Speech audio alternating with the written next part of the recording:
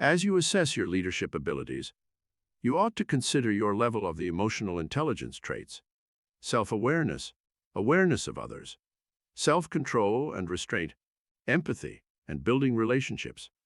Leaders in the past focused more on the outcomes and achievements, centered on product or service development, and increased sales and profits. Today, there is a greater focus on the people who make these things happen. A greater amount of resources are needed to develop the employees who will bring their best to improve the organization. In analyzing the right side of the taxonomy of leadership model above, think of the cognitive domains as the knowledge and structure required for leaders to move initiatives forward. As a leader, you need to start with a high level of foundational knowledge. Leaders won't know or hope to know everything. So designing a high-performance leadership team will fill in gaps with experts who have command of the skills and knowledge you, as a leader, do not have. Knowing how to look at the present information and ideas that exist, and consider the ways this information can be expanded for future initiatives. Foundational knowledge is an ever-changing base. Not only is it important for leaders to remain current, they need to design learning for continuous improvement for all employees to continually improve the organization. In the second domain, leaders must be able to apply their knowledge to the situations in the workplace. The application domain involves critical, creative, practical, and innovative thinking. The leader's position will model this thinking as it applies to the mission, vision, and values on a higher level, and can openly lead the innovation at the managerial level. The third cognitive domain is the integration of knowledge within the many moving aspects of the organization. Leaders need to be able to see the ways in which processes and policies are woven into a relationship with one another. This is a level in which many leaders may struggle.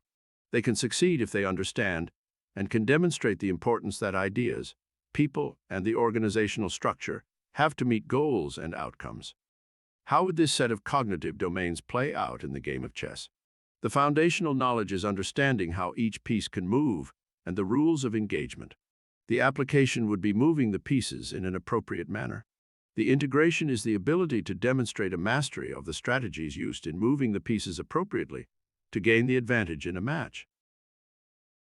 The left side of the taxonomy of leadership affective domains focuses on the people skills needed to lead initiatives. These domains are based more on the exploration of the emotional intelligence side of leadership.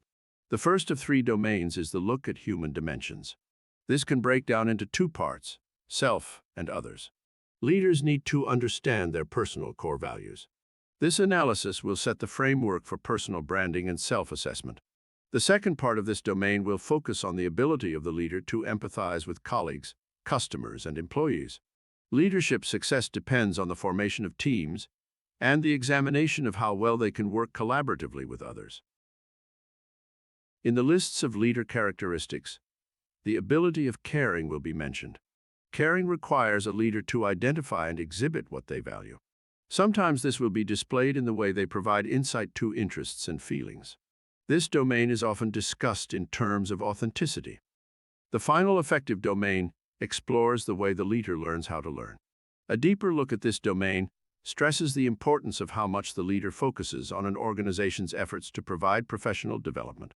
As a leader, do you read a lot? Do you make forward-looking connections to guide the organization to future success?